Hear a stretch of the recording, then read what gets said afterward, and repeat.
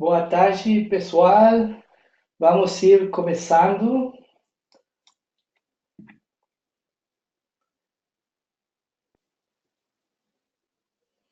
Aqui, aguardando um pouquinho alguma pessoa que ainda está chegando, mas grande prazer para mim estar aqui conectado com vocês. Obrigado por sua presença. Espero que esta palestra seja de seu agrado e que também resulte em uma expansão da consciência de alguma maneira. Voy a hablar en español porque todavía mi dominio del portugués no me permite más que apenas hacer un pequeño saludo y algún comentario, pero como he dicho ya en alguna otra oportunidad, es una lengua que tiene mucho corazón, que de alguna manera siento muy presente y que espero muy pronto poder compartir de forma más fluida. Les doy la bienvenida. Vamos a comenzar esta conferencia sobre psicogenealogía evolutiva. Les invito a lo largo del desarrollo de la conferencia a ir haciendo las preguntas que quieran o que consideren importantes a través del chat que el sistema les ofrece. En algunos ratitos yo voy a ir mirando y tratando de contestarles para que no se queden con dudas, sobre todo dudas técnicas, y que este tema sea lo más comprensible, lo más accesible y simple para todos. Les doy la bienvenida formal y quiero hacer unos pequeños agradecimientos antes de comenzar. Primero que nada, el Instituto LIS, que está generando allí en Brasil un movimiento súper importante, con mucha alma, con mucho entusiasmo, con una fuerza increíble, y está desarrollando allí la Escuela de Psicogenealogía Evolutiva para todo Brasil. Así que un abrazo muy grande y gracias a ellos es que tenemos la oportunidad entonces de compartir este conocimiento tan lindo, tan útil, tan asertivo, tan rápido, tan potente, nada más ni nada menos que con los hermanos de Brasil. Así que vaya un agradecimiento entonces un poquito más personal para todo el equipo. Aquí los ven en la imagen, si quieren, algunos ya los conocen, otros si quieren conocerlos un poquito. Para ellos un abrazo súper grande. Realmente es un vínculo que estamos creando increíblemente potente, lleno de espíritu, de entusiasmo. Pocas veces uno encuentra en una cadena eslabones tan valiosos y entonces cuando sucede, cuando la sincronicidad nos pone en contacto con personas especiales, debemos ser conscientes, cuidarnos mucho y hacernos fuertemente para que esa cadena crezca y expanda su luz. Así que bueno, muchas gracias para todos ellos, para Leticia, para Franciani, para Jefferson y para Yacineide. Algunos de ellos creo que están en línea con nosotros. Y si alguien necesita o quiere contactar con el Instituto LIS para mayor información, para desarrollar estos temas que ellos hace tiempo están llevando adelante con mucho éxito allí en Florianópolis, en Brasil, aquí tienen los datos de contacto. De cualquier manera, al final de la conferencia lo voy a volver a repetir, pero no quería comenzar sin un sincero agradecimiento porque como docente mi trabajo no tendría ningún sentido y no sería posible sin ustedes y sin personas como este equipo humano maravilloso que ha generado esta oportunidad y muchas más que vamos a compartir este año y los años que vienen allí en una tierra tan bendecida y tan bonita como es Brasil. Así que muchas gracias y comencemos. Primero que nada, tenemos que tener en cuenta que todos nosotros somos una versión de nuestro sistema familiar. Para quienes no tienen hijos, por lo menos por ahora, la última versión. Para quienes tienen hijos, la anteúltima. Y para quienes tienen nietos, aún una versión previa. Pero cada generación se estructura y se forma con el legado de las anteriores. Con este precepto en mente, tenemos que comprender que la psicogenealogía nos va a conducir a no solamente a un estado de comprensión y plenitud individual, sino grupal, porque vamos a entender los motivos o las motivaciones, las realidades y las historias de todos nuestros antepasados y qué consecuencias generaron en nosotros. Vamos a comprender entonces en profundidad el sentido de muchas vivencias de nuestra propia vida y de esa manera vamos a lograr resignificar para conseguir verdadera libertad o verdadero libre albedrío, mayor plenitud, salud, éxito, prosperidad, etcétera, etcétera, etcétera. Es importante recordar que los ingredientes que nos forman, expresados de una manera simbólica, son nuestros padres, nuestros abuelos, nuestros bisabuelos, toda esa estructura, todo ese sistema familiar que incluye no solamente a los vivos, sino también a los difuntos, en una transmisión de memorias, de experiencias, de realidades que generaron hábitos, aprendizajes, elecciones y creencias, y somos los herederos de todo ese paquete, de todo ese legado, y eso construye la manera en que percibimos y decodificamos la realidad. Entonces, para entender la psicogenealogía, necesitamos entender qué le pasó a cada una de esas personas y cómo eso que les pasó, cómo eso que cada uno de ellos vivió, generó consecuencias para todo el sistema familiar, porque heredamos no solamente la genética, sino también la lengua materna, los hábitos de alimentos, de fe o de religiones, de creencias, de estudio o de no estudio, de trabajo. Todo ese paquete se puede entender, se puede estudiar y al hacerlo transformamos la herencia familiar en una virtud que nos permite elegir con qué piezas queremos quedarnos para construir el mejor futuro para nosotros y las generaciones que vienen después. Esto debe hacerse siempre desde una actitud ética, cuidadosa y de gratitud, que son las llaves principales para la puerta del bienestar, de la salud y de la prosperidad. La palabra o el término psicogenealogía se explica quizá por sí mismo porque está compuesto de tres partes fundamentales. Psi, que es una letra del alfabeto griego, relativa a la psique, que se puede traducir como alma o como espíritu. Genea, que tiene que ver con generación, descendencia, genealogía.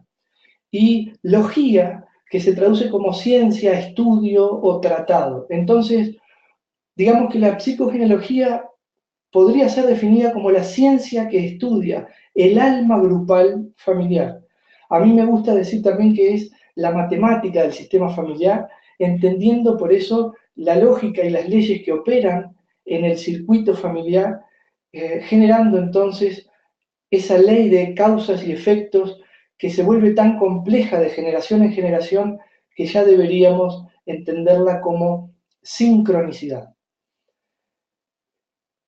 A nivel técnico podemos decir que la psicogenealogía es el estudio y el seguimiento de la ascendencia y la descendencia de una persona y las experiencias propias y colectivas en el contexto de su sistema e historia familiar. Es decir, que nosotros vamos a estudiar no solamente el aspecto genético, no solamente el aspecto físico, no solamente el aspecto intelectual, no solamente el aspecto emocional, no solamente el aspecto histórico, sino todo eso en un gran conjunto que se llama psicogenealogía, término que, según se dice, acuñó Alejandro Jodorowsky hace mucho tiempo, pero que diferentes corrientes y escuelas han tomado y hoy en día tiene una aplicación generalizada, porque más o menos como pasó con el psicoanálisis, siempre hay una mente brillante, clara y despierta que inicia la llama, pero después esa llama se va contagiando y se va expandiendo.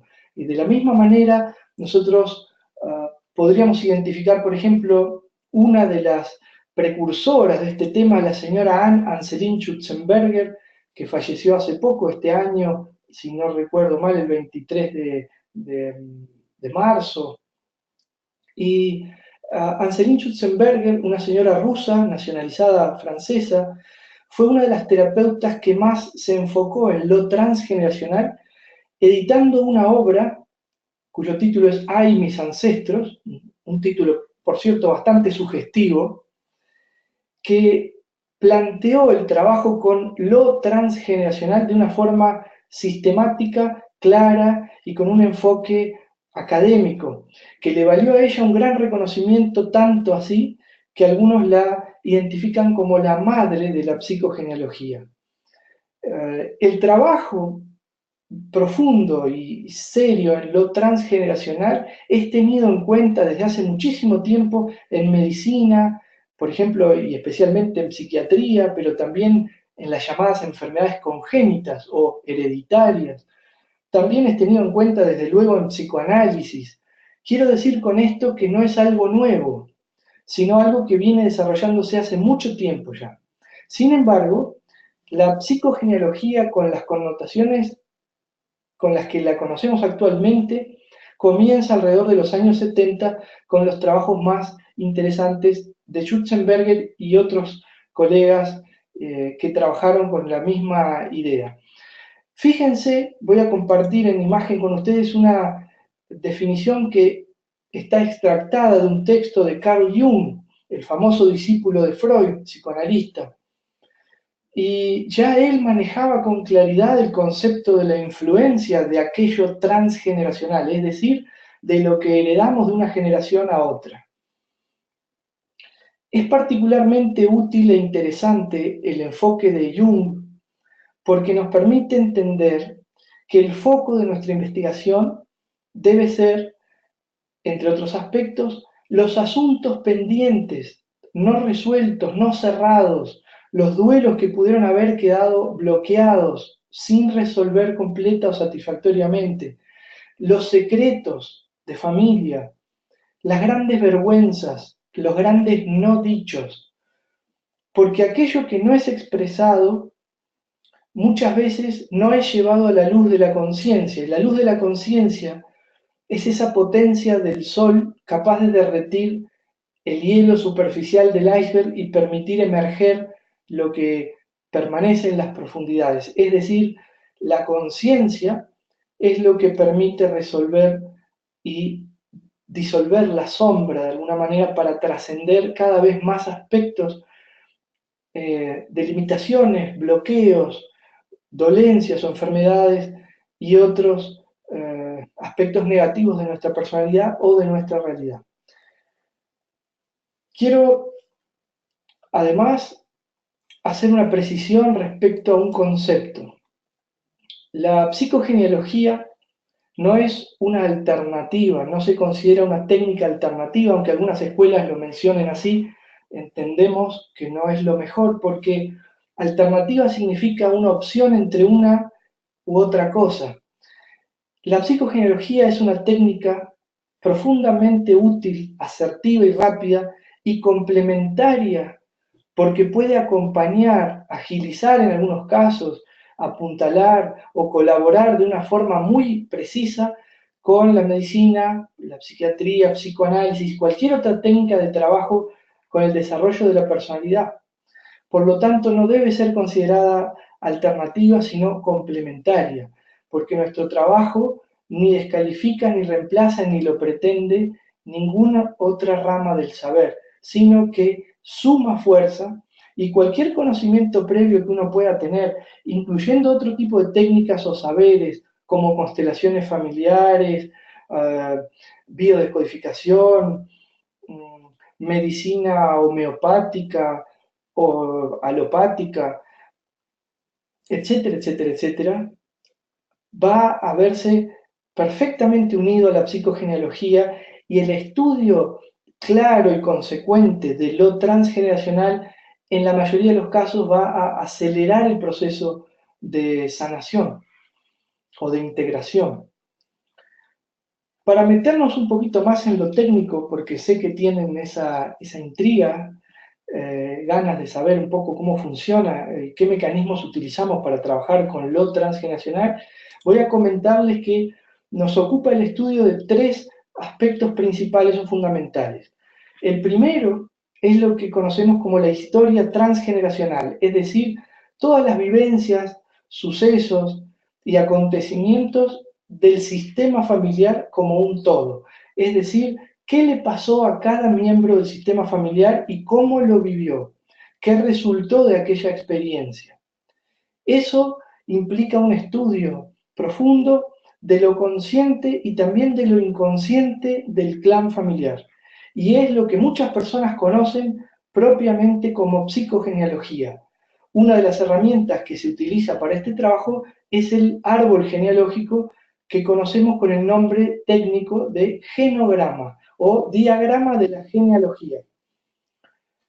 Sin embargo, hay otros aspectos que también presentan mucha importancia. Por ejemplo, lo que conocemos como proyecto sentido gestacional. Un terapeuta e investigador llamado Mark Frechet descubrió hace mucho tiempo, en base a una experiencia personal primero y a la indagación con pacientes después, la importancia singular de un periodo que llamamos perinatal, es decir, alrededor de la gestación de una persona, comprendido por lo menos 9 meses antes de la concepción. Aunque parezca un tiempo curioso, es un tiempo en el que influyen mucho los sucesos familiares en el programa del niño gestante. Todo el periodo de gestación, todo el periodo que pasamos dentro del vientre de nuestra madre, inequívocamente es de singular importancia, tanto en el aspecto químico como en el aspecto psicológico, etcétera, etcétera, etcétera. Y hoy encontramos para estos fundamentos, no solamente en medicina y en psicoanálisis, sino también en neurociencia. Una de las ramas más específicas y dentro de la genética también es la epigenética. Y dentro de la epigenética conductual es hoy en día uno de los fundamentos científicos y técnicos más valiosos que tenemos para respaldar este conocimiento. Entonces, los 9 meses que pasamos dentro del vientre de nuestra madre son fundamentales. ¿Y qué le ocurre a ella? ¿Y qué ocurre alrededor? Es realmente importante y trascendente para la manera en la que va a organizar ese futuro bebé, ese futuro ser humano, su disposición para con el mundo, sus actitudes frente a la inseguridad, al temor, a la confianza, a la autovaloración, a las elecciones de vida, etcétera, etcétera, etcétera. Una vez que nace el individuo humano, los primeros 9 meses son vitales y luego hay una etapa que sigue hasta los 3 años y en psicogenealogía evolutiva consideramos y estudiamos también con importancia los primeros 7 años de vida. Por lo tanto, el proyecto Sentido Gestacional involucra el estudio de los 9 meses previos a la concepción, toda la gestación, que normalmente son 9 meses, pero a veces hay personas que se adelantan un poquito o que se quedan un rato más, y los primeros 9 meses, 3 años y 7 años de vida. Todo ese periodo influye muchísimo en la manera en que vamos a responder después ante la diversidad de estímulos en la vida. Y al estudiarlo podemos comprendernos mejor, desactivar creencias obsoletas o contraproducentes, mecanismos innecesarios, a veces destructivos, y comenzar a elegir con verdadera libertad, comenzar a ser nosotros mismos, a aprovechar lo mejor de nosotros mismos y a revelar todo nuestro potencial. Tengan en cuenta, amigos, que por ejemplo la salud integral no es solamente un derecho del ser humano, sino que le es propiamente una cuestión natural. El ser humano naturalmente es pleno y es sano, y cualquier corrimiento de esa posibilidad implica un desequilibrio. Entonces, entender los motivos que auspician ese posible desequilibrio es la llave fundamental para retornar a esa homeostasis o a esa perfección de la vida tal cual es. Es decir, no es tomar algo más, sino lo que nos es propio, lo que nos es dado de pleno derecho por la sola sincronía de haber nacido. Y por último, pero no menos importante, lo llamamos el tercer libro y es el libro de la propia experiencia terrestre, el libro de nuestra propia vida. Me refiero a cómo nos afectan, cómo nos modelan, cómo nos influyen, cómo nos condicionan, cómo nos habilitan, cómo nos empoderan, cómo nos entusiasman, cómo nos motivan las vivencias y experiencias que nosotros mismos conseguimos en el andar en la vida. con el devenir de la propia vida. ¿Qué nos pasa y cómo nos afecta aquello que nos pasa? Teniendo en cuenta que todas nuestras elecciones generan consecuencias. Aquello que comemos, los libros que leemos, las películas que podemos mirar, las personas con las que nos relacionamos, la música que oímos, hasta las conferencias online que asistimos, nos generan algún tipo de cambio interno. Entonces, ese análisis, en los puntos sobresalientes, resulta de vital importancia para comprender cómo somos realmente y para habilitar el camino hacia esa imagen que queremos ser, hacia esa versión de nosotros mismos a la que queremos llegar. La herencia genética es bastante conocida y estudiada en ciencias clásicas. La herencia epigenética es hoy día también recogida y estudiada por la ciencia, y me refiero a los cambios que se suceden transmitidos de una generación a otra sin alteración de la molécula del ADN, sino más bien relativos a pequeños switches o activadores, interruptores, que provocan que se enciendan o se apaguen determinadas cualidades que existen ya programadas en nuestros genes, en nuestra genética. Eso es básicamente, o muy sucintamente, eso es la epigenética. También tenemos una herencia metagenética, más allá de la genética, y me refiero, por ejemplo, a la herencia de patrones culturales, de creencias, de ideologías, a la herencia social, emocional, a las costumbres, los hábitos, toda esa influencia que recibimos de nuestros padres, abuelos y demás antepasados en forma de historias, de cuentos, de límites, de retos o de felicitaciones, de premios o de castigos, que generalmente es así, de polar, así de polarizada.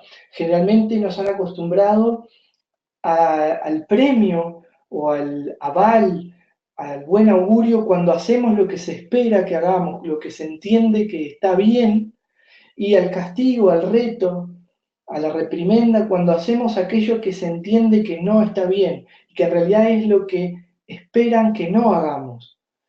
Pero ese concepto se relativiza con el paso del tiempo. Muchas veces lo que para una generación está mal o está prohibido pasa a estar bien o es normal o está habilitado en generaciones posteriores o viceversa.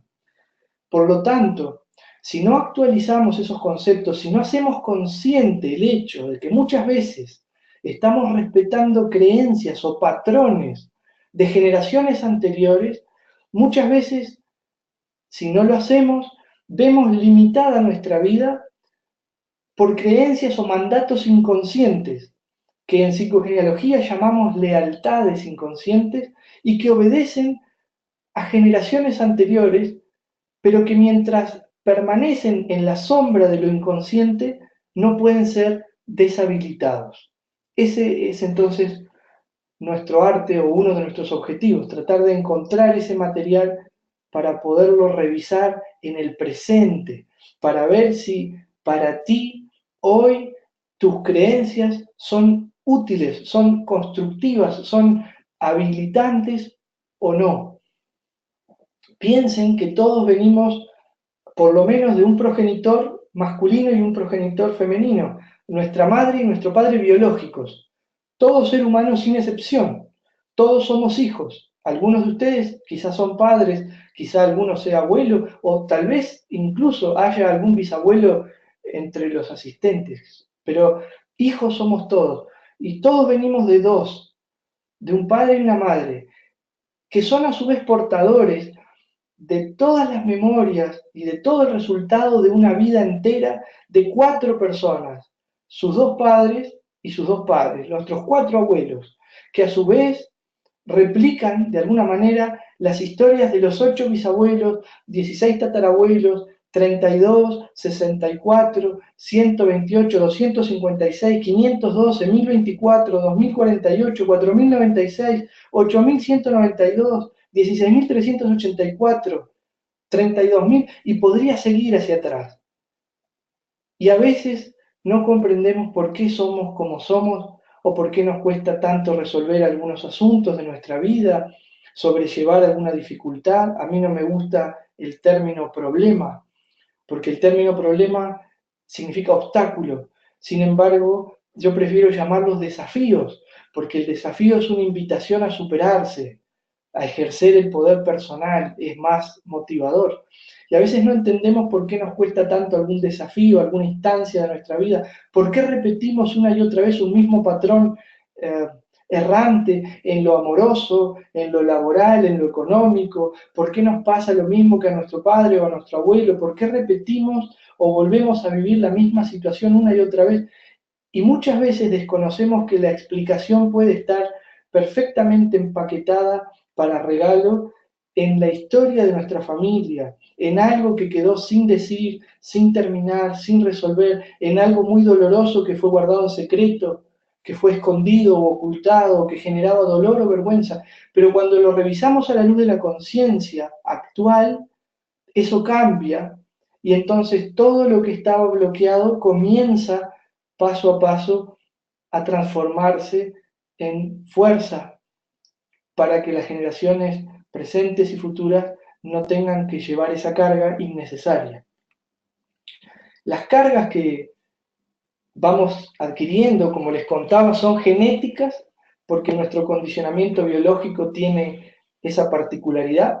Hay una genética directa que es la de nuestra madre y nuestro padre, es fácilmente identificable, pero a veces encontramos algunos de nosotros que llevamos rasgos de otros antepasados, abuelos o bisabuelos, por ejemplo el color de los ojos o el tipo de pelo o la tez o la estatura o la complexión física, y ahí comenzamos a darnos cuenta que la genética tiene una costumbre peculiar y es guardar la información y permitir que sea utilizada más adelante en el tiempo.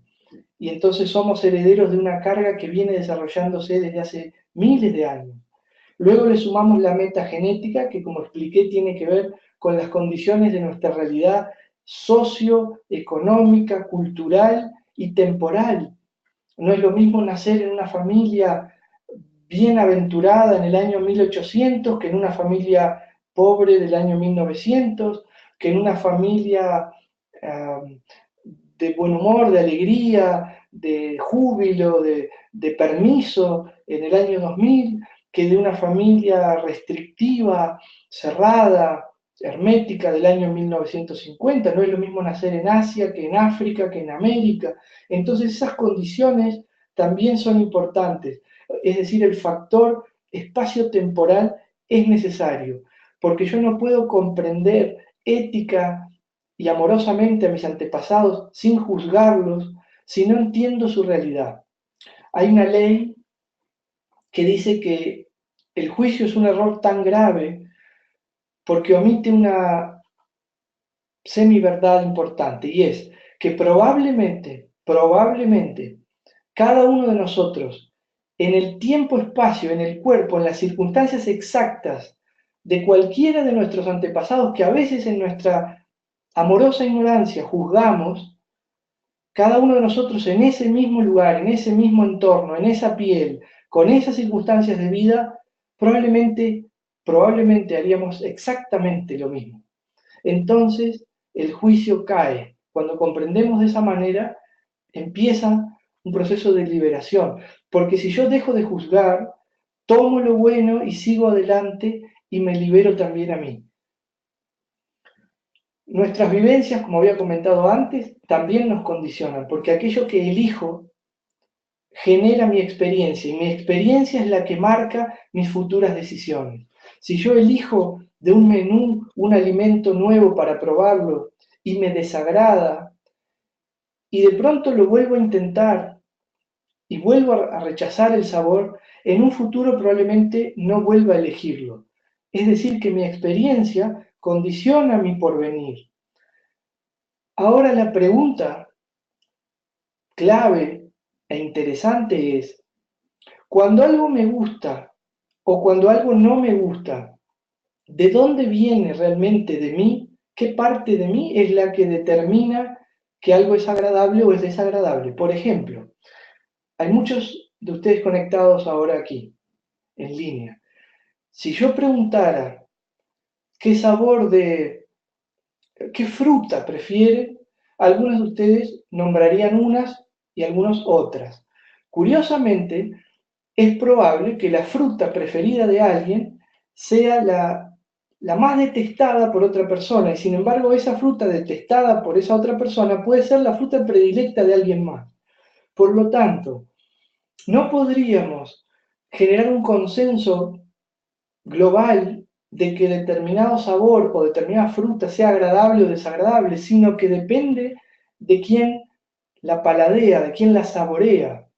Quiero decir entonces que no habiendo un consenso general de lo bello, de lo bueno, sino siendo algo relativo a las experiencias de cada uno, entonces, ¿qué hace que cada persona tenga gustos diferentes? Si todos nacemos, en teoría, vacíos de información previa.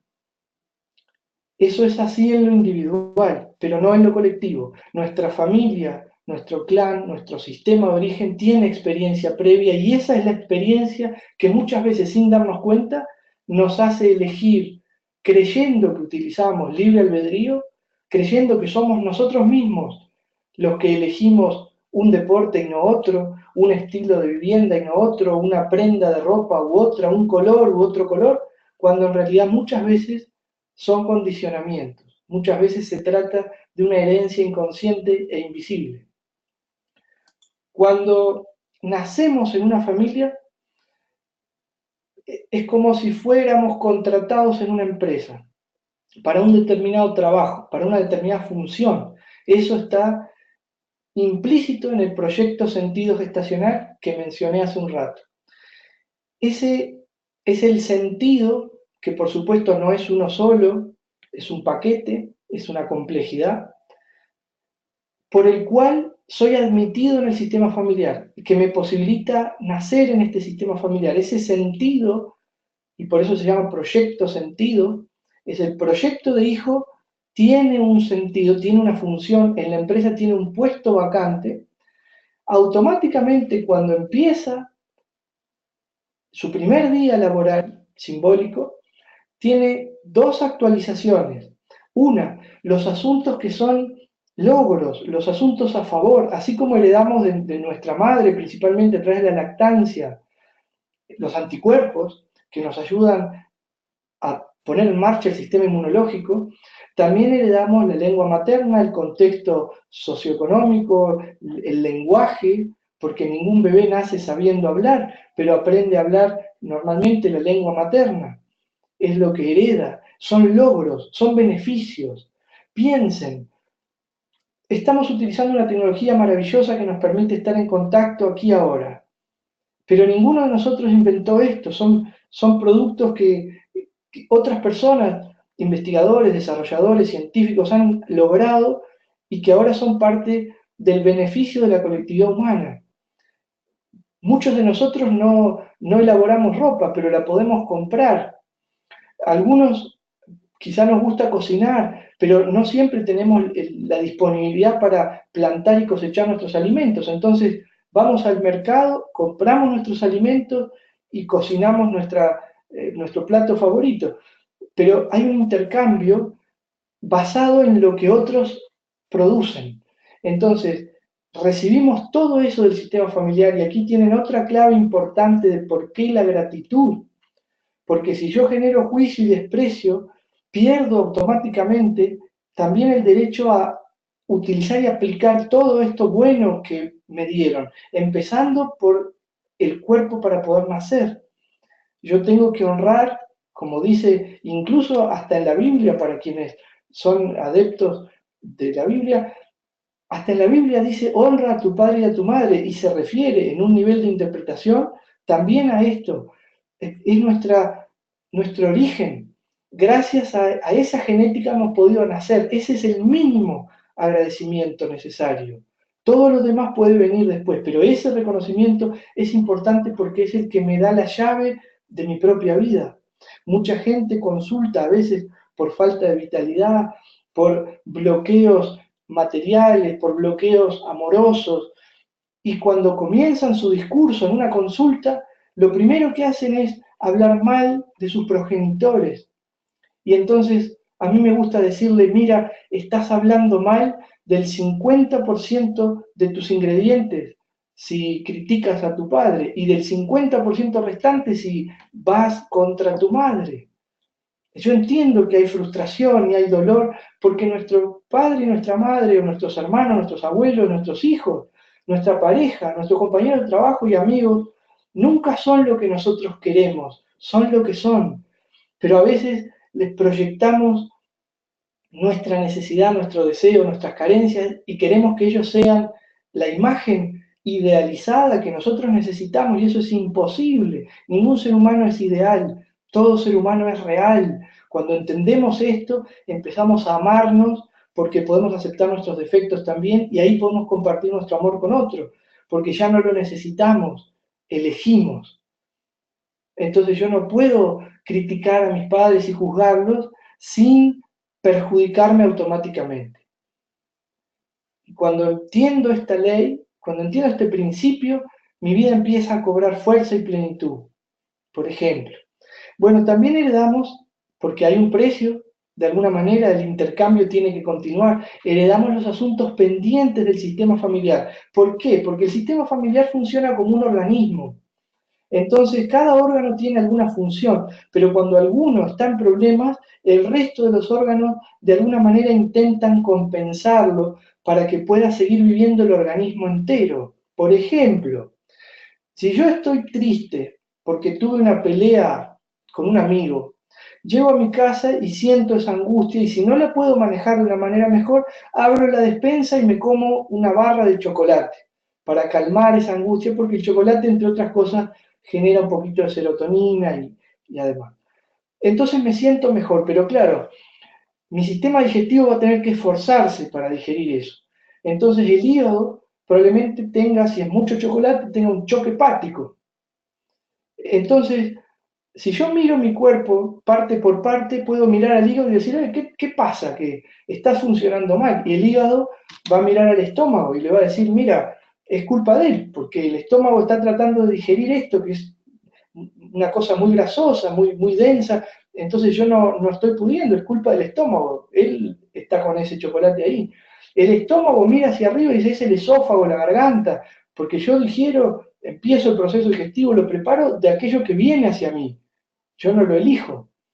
La garganta dice, mira, la boca estuvo masticando esto, es culpa de la boca. La boca dice, si la mano no introduce la comida, yo no mastico. La mano no paraba de meter chocolate, ¿qué quieres que haga? La mano culpa al cerebro, porque el cerebro es el que dirige electroquímicamente todos los músculos. Y la mano dice, mira, yo no obedezco órdenes. Y el cerebro mira el corazón y le dice, mira, es una angustia de él, es él el problema. ¿Y el corazón a quién mira? El corazón mira al alma, mira la conciencia y dice, soy un órgano más, soy la sede de la conciencia, pero soy un órgano más. ¿Qué puedo hacer? Entonces, no es culpa de nadie, es responsabilidad de todos. Si yo soy un estómago, o soy pulmón, o soy intestino, o soy cerebro, o soy una célula del ojo, no importa. Lo que importa es que intente dar lo mejor de mí. Y el sistema me va a responder de la misma manera. Y la vida va a florecer adelante de mis ojos. Pero tengo que comprender estos secretos. Ya hay ciertas preguntas que encuentran respuestas quizás filosóficas cuando logramos cierto silencio mental, cuando miramos la genealogía sin juicio, cuando analizamos lo que cada persona vivió y comprendemos su situación. Y entonces nos liberamos de las ataduras que pudieron haber quedado desde atrás hacia adelante.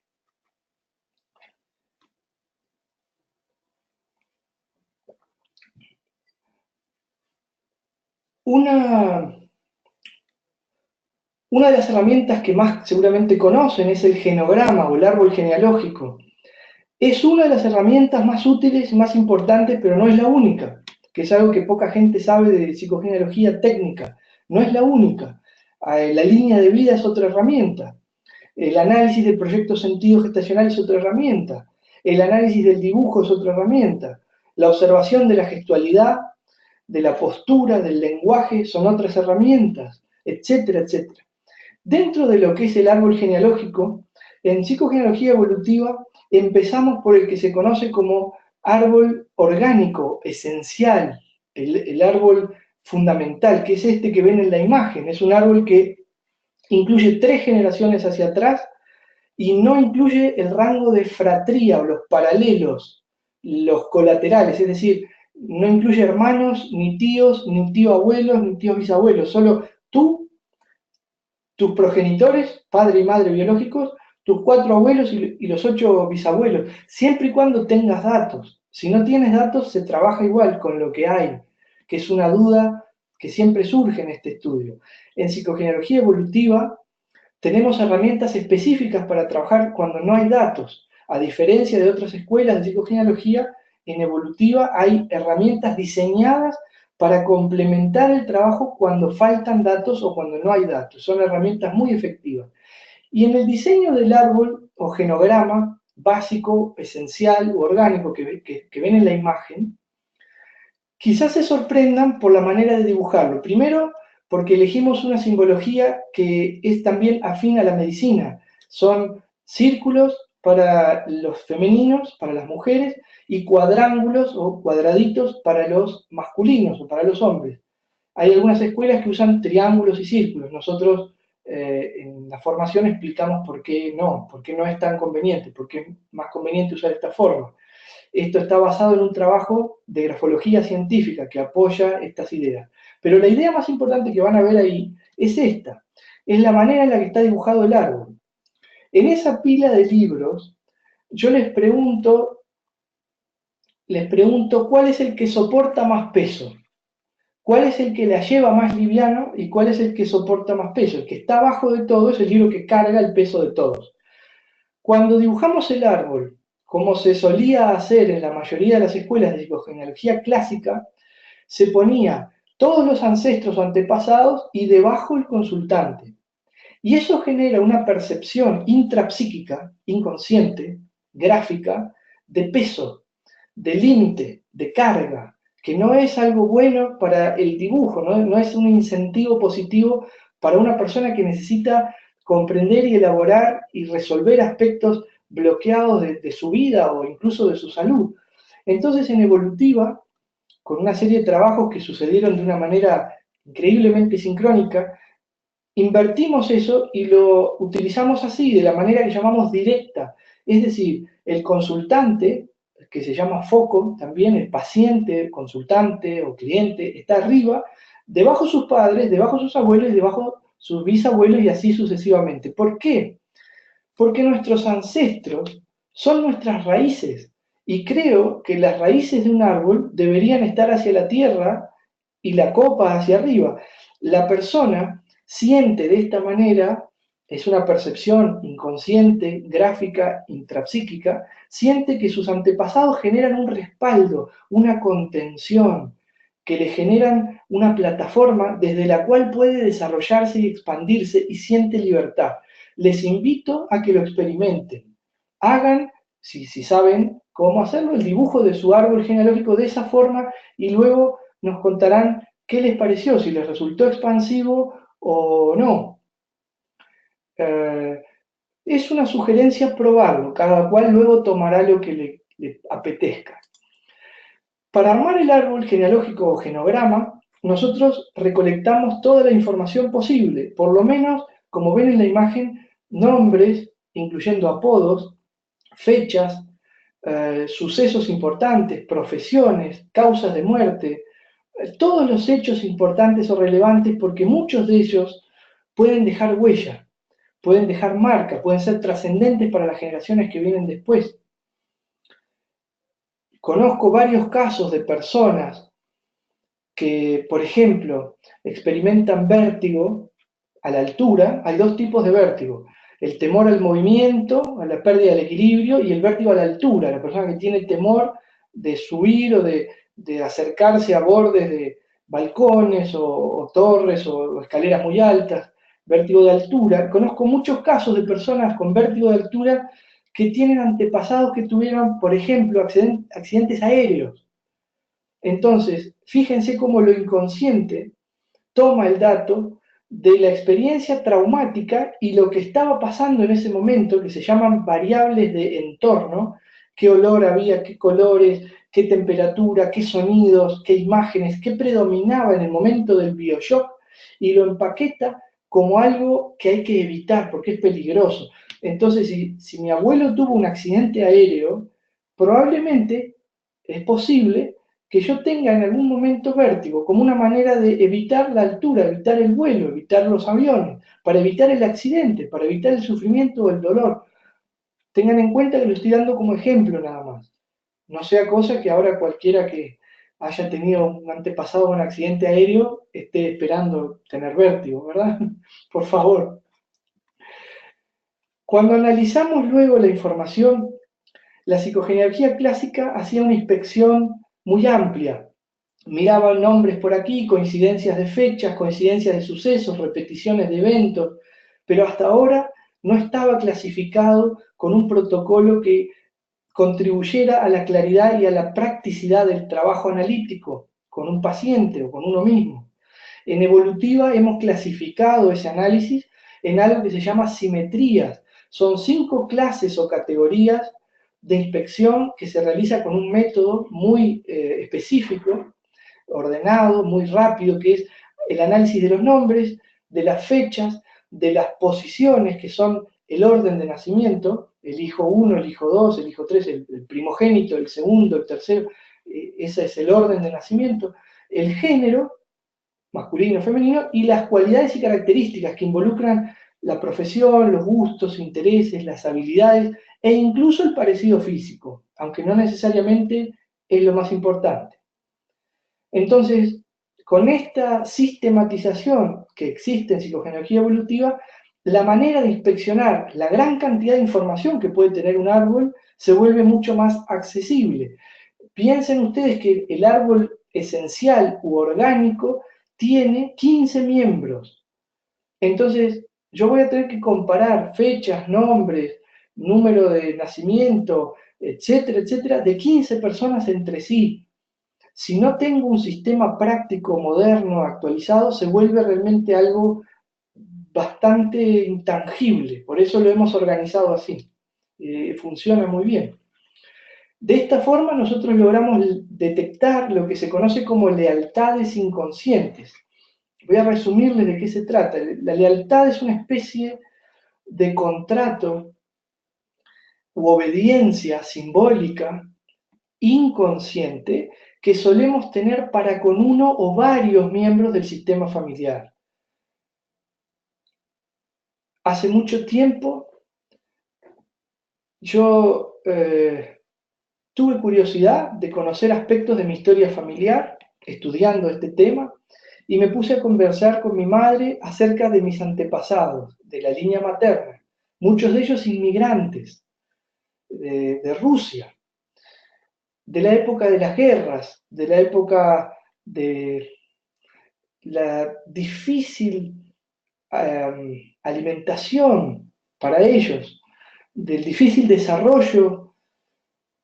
Y una de las cosas que mi madre me contó es que algunos de esos antepasados que trabajaban en el campo sobrevivieron gracias a que tenían plantaciones de papas. Las papas sobreviven cierto mal clima, son calóricas, es un alimento abundante, fácil de cocinar, bastante versátil y sabrosas, por lo menos para mí.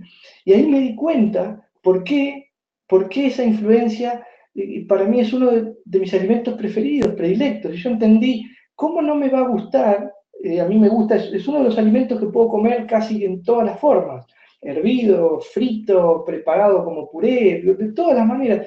Y entendí por qué. Porque para mí ese alimento a nivel inconsciente, muy profundo, sin que yo me dé cuenta, significa salvación, significa oportunidad, significa rescate.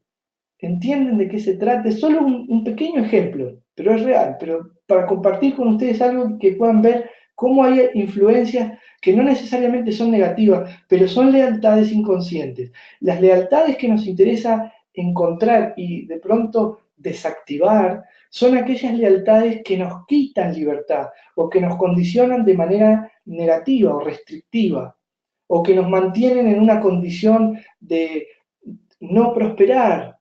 Hay gente que no logra finalizar una carrera terciaria, le falta la tesis o le falta un examen o dos y no lo logra rendir, y no se da cuenta que en su sistema familiar nadie pudo estudiar, son por ahí muchas personas frustradas por incapacidad económica o a veces intelectual o a veces ambas, o por diferentes motivos no han podido acceder a la educación, que hoy por hoy es mucho más disponible, pero generaciones atrás no era tan accesible. Y entonces hay una percepción interna de lealtad a no concretar un estudio que los pondría en distancia respecto a su sistema familiar. ¿Cómo van a terminar sus estudios y lograr, por ejemplo, un título universitario si toda su familia ha sufrido por no poder estudiar? Sería casi como una bofetada, ¿verdad? Es así como lo perciben, pero cuando lo entienden conscientemente, cuando se dan cuenta el motivo por el cual se boicoteaban muchas veces esos exámenes, entienden que pueden invertir la comprensión de esto y resignificarlo y decir, mira, voy a hacerlo en honor de todo el esfuerzo de esos antepasados que aunque no pudieron lograrlo, me permitieron llegar hasta aquí para que yo sí pueda hacerlo. Entonces voy a honrarlos, no repitiendo la frustración o el bloqueo, sino todo lo contrario, generando por primera vez en ese sistema familiar un logro de ese tipo. Y ese es un ejemplo de cómo se puede resolver, cómo se va trabajando, porque se trata entonces de detectar e impactar positivamente en los metaprogramas o programas inconscientes, que son estos mecanismos de condicionamiento que nos inducen, por supuesto que no determinan, pero condicionan y nos inducen, influencian desde lo inconsciente para que tomemos determinadas elecciones o determinados caminos, creyendo que lo hacemos con libertad, que es la trampa más interesante para permanecer desapercibido. Por ejemplo, a veces uno elige una profesión pensando que es vocación, que es lo que quiere, que es lo mejor, y no se da cuenta que la simbología de esa profesión impacta en un recuerdo doloroso familiar. Por ejemplo, si hay antepasados que murieron carentes de atención médica y uno elige el ámbito de la salud y cree que es por su propia cuenta, o uno elige, por ejemplo, el ámbito de la policía o la milicia cuando en el sistema familiar hubo gente desprotegida o vulnerable. Puede elegir, por ejemplo, alguien puede ser contador o economista en sistemas familiares donde hubo estafas, donde hubo desfalco económico, donde hubo carencias económicas, porque ahora viene una persona, una, dos generaciones después, tres generaciones después, que puede manejar eso bien. El conflicto es que la persona en esta generación, su trabajo no va a reparar el dolor de las generaciones anteriores. Entonces va a estar condicionado a girar en una noria sin solución. Entonces su trabajo no le va a rendir, porque hay una regla y es que si mi trabajo, mi profesión, está diseñado para cubrir una carencia familiar, esa es la paga.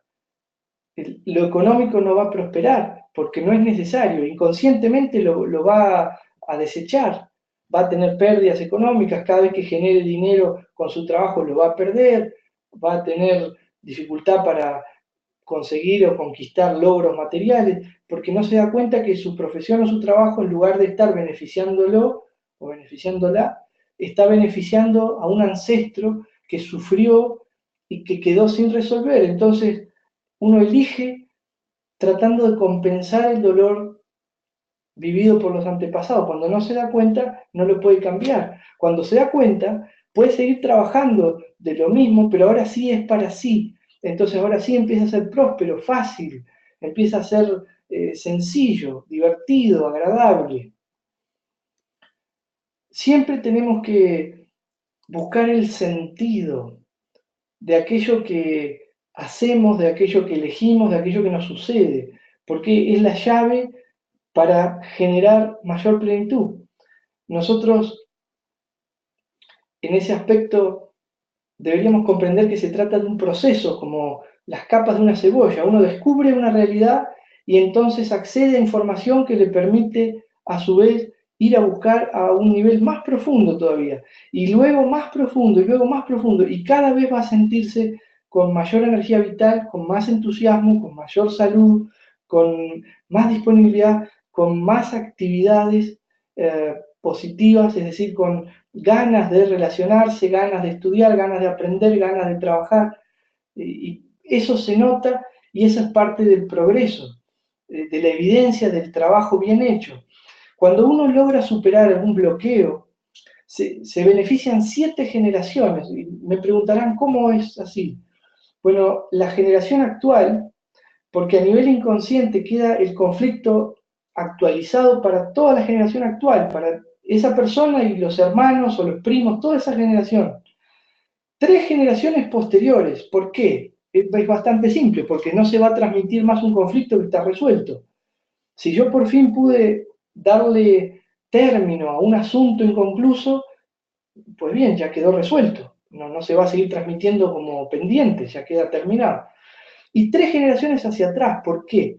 Porque ese asunto que yo logro resolver pudo haber sido el gran dolor de la vida de mi padre, de mi abuelo, de mi bisabuelo, de mi madre, de su padre y de su madre. Entonces, hasta 3 generaciones hacia atrás también consiguen alivio. Son 7 las generaciones que se ponen felices cuando uno estudia su genealogía, cuando uno empieza a comprender los asuntos de su sistema familiar. Imagínense lo importante que es esto. Miren, en la escolaridad primaria, en la escuela inicial, nos han enseñado tanta cosa. Todo es útil, todo es interesante, todo puede servir, pero a veces se priorizan conocimientos banales o ecléticos de una manera exagerada. Se pretende que cualquier niño, sin importar si predomina en él su hemisferio izquierdo y es más lógico, racional, o si predomina su hemisferio derecho y es más abstracto, intuitivo, sin importar si es una persona con mayor disponibilidad para el deporte o para las artes o para la ciencia. Se pretende de todos, se pretendió de todos nosotros que domináramos más o menos bien todo. Y sin embargo no se nos enseñaron conceptos de este tipo de saberes que nos ayudan a resolver nuestra vida, a entendernos mejor, a ser personas más prósperas y por lo tanto eslabones mejores para la sociedad.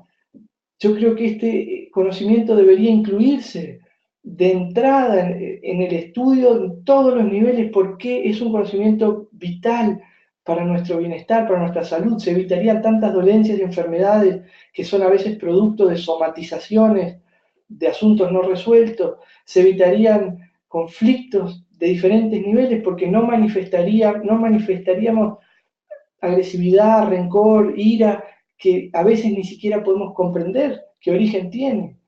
Tendríamos mayor claridad. Tengan en cuenta que en nuestro interior, aquello que está comprendido, aquello sobre lo que podemos tener claridad, orden, representa aspectos que se van a manifestar en lo externo positivamente, como bienestar, como generadores de oportunidades o virtudes. Y aquellos aspectos incomprendidos o, si quieren llamarlo negativos, yo prefiero decir desordenados, de nosotros mismos.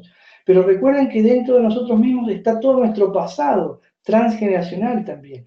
Todo lo que no esté ordenado ahí va a repercutir en nuestra realidad como desorden, como generador de caos, de incomprensión.